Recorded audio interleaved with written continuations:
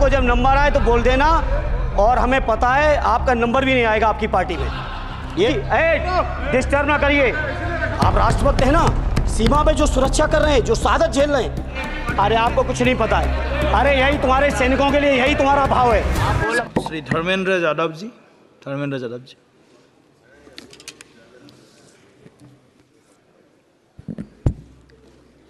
धन्यवाद सभापति महोदय। 18वीं लोकसभा के निर्वाचन के बाद और इस नए संसद भवन के बनने के बाद आज मैं पहली बार बोलने के लिए खड़ा हुआ हूं। आपने मुझे मौका दिया, उसके लिए बहुत बहुत धन्यवाद देता हूं। सभापति जी, सबसे पहले श्रद्धेय नेताजी को मैं नमन करना चाहता हूं, जिन्होंने अपने संघर्ष, अपनी हिम्मत, साहस और अपने पूरे जीवन की तपस्या समाज के उत्थान के लिए, देश और उत्तर प्रदेश की तरक्की के लिए और समाज के हर व्यक्ति की तरक्की और खुशहाली के लिए उन्होंने जो अपना पूरा जीवन समर्पित किया है, सबसे पहले मैं आपके माध्यम से उनको नमन करना चाहता हूँ। माननीय सभापति महोदय, श्रद्धेय नेताजी ने हम लोगों को अपने समाजवादी विरासत में इंसाफ और इंसानियत, न्याय और हक की लड़ाई करना सिखाया है, और उस लड़ाई को हम लोग बखूबी अपने नेता आदरणीय अखिलेश यादव जी के नेतृत्व में शानदार तरीके से उस विरासत को न केवल लड़ रहे हैं, बल्कि नेताजी के हर सपने को पूरा करने तक हम लोग चुप बैठने वाले नहीं हैं। सभापति महोदय, बजट एक व्यापक विषय है, और जब इस विषय के बारे में सोचते हैं तो समझ में नहीं आ रहा कि कहाँ से शुरू करें, क्योंकि देश में आज कोई वर्ग नहीं बचा है। कुछ चुनिंदा उद्योगपतियों के बारे में बात नहीं करूंगा, लेकिन देश के 140 करोड़ लोगों में से कम 95% लोग ऐसे हैं जो आज पूरी तरह से बर्बाद है। एनडीए की ये सरकार 11वां बजट पेश कर रही है, लेकिन इस 11वें बजट के बावजूद अगर मैं देखता हूं तो समाज की जो गरीबों के लिए सबसे ज़्यादा ज़रूरी चीज़ें हैं, स्वास्थ्य का है तो स्वास्थ्य 2023 और 24 में बजट घटा दिया है। किसानों का बजट जहां यूपीए के सरकार के समय 2014 तक 5.5 था, वहीं 24 आते आते ये 3.15 रह गया है। शिक्षा का बजट जहां 2013 में 4.77 था, आज 23-24 आते आते ये 2.5% रह गया है। इसी तरह से जितनी भी ज़रूरी चीज़ें हैं, सभापति महोदय, मुझे कहने में कोई संकोच नहीं, ये जो बीजेपी की एनडीए की सरकार है, ये सरकार पूरी तरह से गरीब विरोधी, किसान विरोधी, नौजवान विरोधी, बुनकर विरोधी, छात्र विरोधी, दलित विरोधी, पिछड़ा विरोधी, मजदूर विरोधी, जितनी भी अगर उपाधियां दी जाएंगी सभापति महोदय वो कम हैं। और मैं कोई राजनीतिक भाषण नहीं दे रहा हूं, मैं उदाहरण सहित आपको जब नंबर आए तो बोल देना, और हमें पता है आपका नंबर भी नहीं आएगा आपकी पार्टी में, ये भी पता है हमें। सभापति महोदय, श्रद्धेय नेताजी ने हमेशा कहा है कि चुनाव में या जनता के बीच किया हुआ वादा अगर आप पूरा नहीं करते हैं तो वो भी एक सबसे बड़ा भ्रष्टाचार है, और उस भ्रष्टाचार में अगर किसी ने वर्ल्ड रिकॉर्ड बनाया है तो बीजेपी की और एनडीए की सरकार ने बनाया है। सभापति महोदय, 2014 के चुनाव के समय प्रधानमंत्री जी ने वादे किए कि 2 करोड़ रोजगार हर साल मिलेंगे। स्वामीनाथन जी, जिनको भारत रत्न दिया है, सरकार को मैं धन्यवाद देता हूं, लेकिन वो धन्यवाद अधूरा है जब तक उनकी सिफारिशों को नहीं मानते हो। 2007-8 से लगातार मांग चल रही है देश में कि स्वामीनाथन जी की जो सिफारिश है, किसानों को 1.5 गुना समर्थन मूल्य देने का, एमएसपी की गारंटी देने का, कानूनी हक और अधिकार देने का, उस गारंटी को आज तक नहीं माना, आज तक नहीं माना, आज तक नहीं माना। स्वामीनाथन जी को आज तक नहीं माना। अध्यक्ष जी, डिस्टर्ब ना करिए। सभापति महोदय, मेरा टाइम इसमें काउंट नहीं होगा। आप इधर, अरे यार, इसे जीता है तो ज्यादा ना बोलो, मालूम है कितने बड़े तीरंदाज हो। इधर सुनो, स्वामीनाथन जी की आपने नहीं मानी, एमएसपी आपने लागू नहीं की। कितनी बढ़िया बातें, कि खाद पे हम सब्सिडी बढ़ा रहे हैं। पहले 50 किलो को 45 किलो, फिर 45 किलो को 40 किलो, और मुझे लगता है कि एक तीसरा कार्यकाल पूरे होते होते केवल 10 ही किलो बचेगा खाद के कट्टे में, इससे ज़्यादा नहीं बचेगा। मंडी एक नहीं बनाई, आत्महत्या इतनी कर रहे हैं किसान। और किसान अगर अपनी एमएसपी की मांग करते हैं, हजारों किसान यहीं दिल्ली की सीमा पर मारे जाते हैं, और आप सोचते हो कि आपकी बात को कोई समझेगा नहीं। सभापति महोदय, नौजवानों को कितना गुमराह किया गया। नौजवानों से कह दिया गया हर साल 2 करोड़ रोजगार। मैं आज सवाल पूछता हूं अपने नौजवानों की ओर से, बताएं भारतीय जनता पार्टी के लोग, सरकार में बैठे लोग, 10 साल आपने राज कर लिया है, आखिर 20 करोड़ नौजवानों को रोजगार कहां है? अरे छोड़िए यार, अबे कोई नोटिस नहीं लेता तुम्हें, छोड़ो कोई नोटिस नहीं लेगा तुम्हें। 20 करोड़ नौजवान के रोजगार का हिसाब कहां है? आज 11वें बजट में जब याद आई तो वो भी ट्रेनिंग की बात करते हो। मैं कहना चाहता हूं IIM, IIT के नौजवानों को रोजगार नहीं दे पा रहे हो। आप सोच रहे हो इंटर्नशिप के इस छोटे से सुगूफे से नौजवान खुश होंगे? देश के नौजवान खुश होने वाले नहीं है। सभापति महोदय, शिक्षा के मसले पर लगातार बजट घटाया जा रहा है, लगातार सरकारी शिक्षा कम की जा रही है, और ये बीजेपी की सरकार की लगातार प्रयास है कि नौजवान शिक्षित होंगे तो सवाल पूछेंगे। देश की JNU से लेके BHU से लेके MU से लेके जितने बड़े संस्थान हैं, सारे संस्थानों को बर्बाद कर दिया है। एक भी दलित, एक भी पिछड़े, कहीं आपका वाइस चांसलर नहीं है। लगातार जितने भी आपके professor, associate professor, assistant professor की नियुक्तियों में RSS का जब तक कोई फंडामेंटल कोर्स नहीं करेगा, बेसिक कोर्स, तब तक उसकी नियुक्ति नहीं होगी। आप क्या सोच रहे हो देश नहीं देख रहा है नौजवान?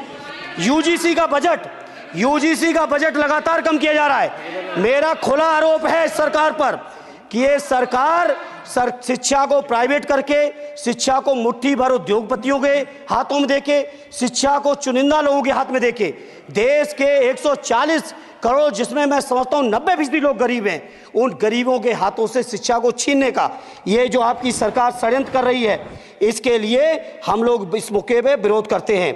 लगातार फीस बढ़ा रहे हैं, शिक्षकों की कमी है, रोजगार आप दे नहीं पा रहे हो, सामाजिक असमानता। सभापति महोदय, 2014 में जिस समय सरकार बनी थी NDA की, उस समय देश की जितने भी जो आर्थिक चीजें थी, जो वेल्थ थी, उसमें पिछड़ों की हैसियत 17% थी, 17%, और आज 10 साल की NDA की सरकार के बाद पिछड़ों की आर्थिक हैसियत हो गई है केवल 9%। मैं कहना चाहता हूं चुनौती के साथ, वित्त मंत्री अपने जवाब में बता दें, अनुसूचित जनजाति का एक भी व्यक्ति देश में अरबपति हो तो बता दो, एक भी अरबपति हो तो बता दो, एक भी दलित को अरबपति आपने बना दिया हो तो बता दो, एक भी पिछड़े को बना दिया हो तो बता दो। आप जवाब में दे देना, आप डेटा दे देना, आप डेटा दे देना, हमारी दबाव नहीं रुकेगी।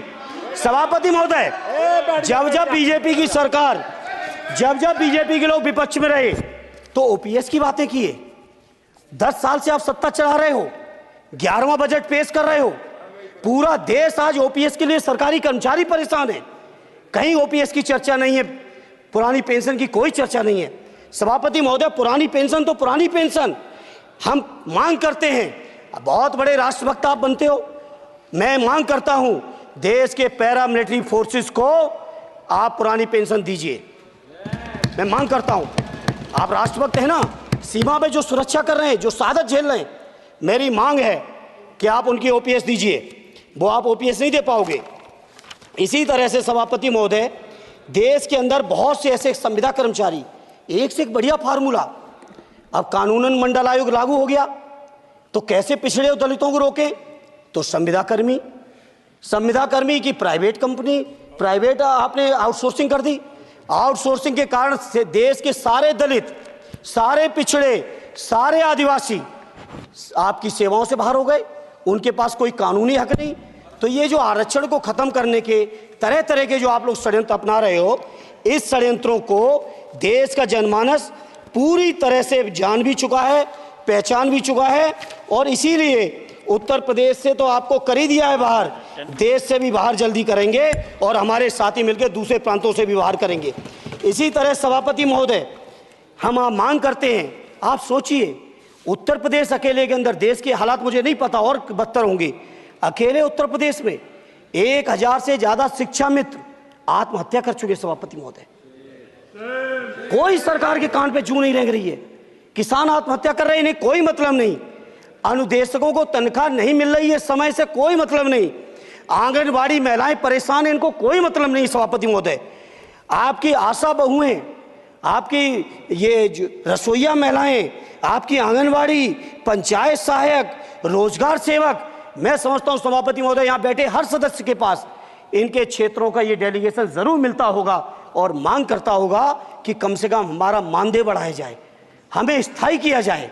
सभापति महोदय, इसके लिए सभापति महोदय मेरी पार्टी के किसी भी मेंबर से हम नंबर कम कर लेंगे, टाइम, मेरा टाइम बढ़ा दीजिए, बढ़ा दीजिए, कोई भी मेंबर हमारे लिए दे देंगे टाइम, हम लोग। इसलिए सभापति महोदय इन सभी समस्याओं के इसलिए मैं आपसे कहना चाहता हूं कि इनका समाधान करिए, और नहीं समाधान करेंगे तो अभी तो बैसाखी पे बन गए, बिहार और आंध्रा को पैकेज देखे फिर देश में कितने राज्यों को पैकेज दे पाओगे।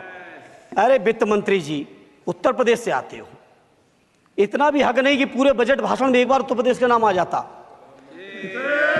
इतना अयोध्या से नफरत हो गई, अयोध्या से अवधेश जी क्या जीत गए, आप लोगों को इतनी नफरत हो गई कि एक भी उत्तर प्रदेश का एक बार भी नाम नहीं आया सभापति महोदय। इसे मैं आज इस मौके पर सभापति महोदय देश के गरीबों, किसानों, नौजवानों, व्यापारियों, बुनकरों सभी की ओर से कहना चाहता हूं, ये बजट देश विरोधी बजट है। कुछ समस्याओं के लिए सभापति महोदय संवेदनशीलता के साथ मैं कहूंगा सरकार को विचार करना चाहिए। श्रद्धेय नेताजी जब रक्षा मंत्री थे, उन्होंने व्यवस्था दी थी कि देश के अंदर जो भी सैनिक शहीद हुए हैं उनको ससम्मान उनके घरों पे जाके राष्ट्रीय सम्मान के साथ उनकी अंत्येष्टि हो। मैं उन्हीं की परंपरा को आगे बढ़ाते हुए एक और मांग करता हूं सभापति महोदय कि जो हमारे शहीद जिनकी अंत्येष्टि स्थल जहां कहीं भी बना हो, जिस भी परंपरा से बना हो, अरे आपको कुछ नहीं पता है, अरे यही तुम्हारे सैनिकों के लिए यही तुम्हारा भाव है सभापति महोदय। आप बोले सर। सभापति महोदय मेरा अनुरोध है अग्निवीर की योजना खत्म की जाए। ये 4 साल के सैनिक से देश की उतनी मजबूत रक्षा नहीं हो सकती। नौजवानों को गुमराह करके केवल 4 साल, उन्हें दो ना 60 साल तक रिटायरमेंट, 4 साल बाद वो कहाँ नौकरियां ढूंढेंगे। इसे मेरी मांग है अग्निवीर की योजना खत्म की जाए। साथ ही साथ मेरी एक मांग और है कि जो शहीदों की शहादत स्थल है उसको शहीद स्थल के तौर पर डेवलप करने के लिए केंद्र सरकार को अतिरिक्त बजट देना चाहिए। मैं नहीं समझता हूं इसमें किसी को कोई दिक्कत होनी चाहिए।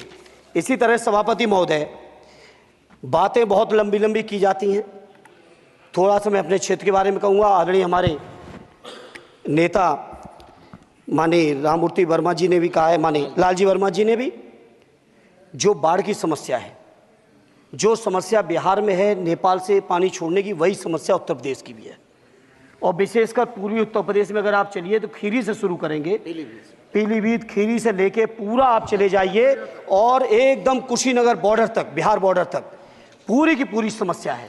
घाघरा जब आती है तो मैं समझता हूं इन जिलों के लाखों लोगों को तहस नहस करके चली जाती है। जितना विकास होता है सभापति महोदय, बरसात के समय वो सारा का सारा विकास पूरी तरह से खत्म हो जाता है।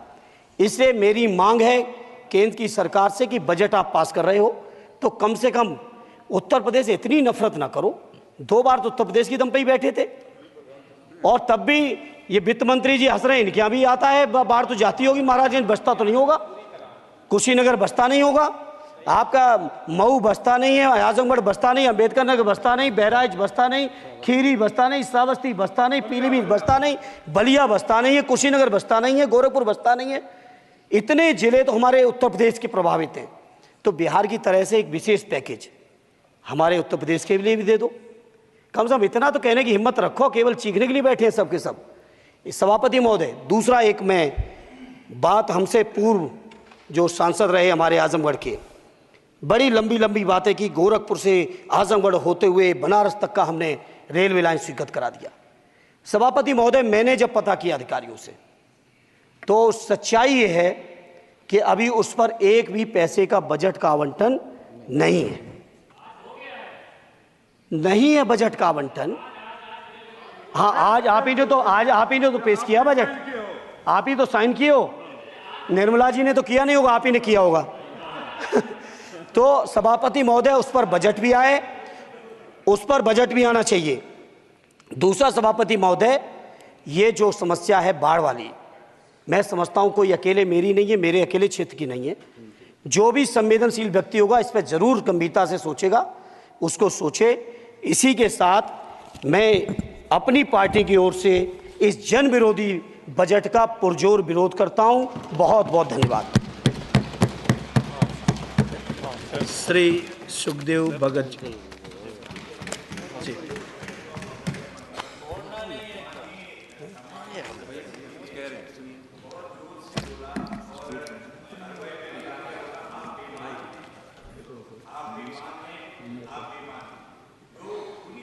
असंसदीय है मान्यवर, मेरा निवेदन रहेगा, वैसे तो भाषा शैली हमें सभी को ठीक करनी चाहिए, लेकिन ये अगर कहीं ये शब्द आ गया हो, अगर कहीं ये शब्द कार्रवाई में आ गया हो तो मान्यवर निवेदन है उसे हटा दिया जाना चाहिए। देख लेंगे।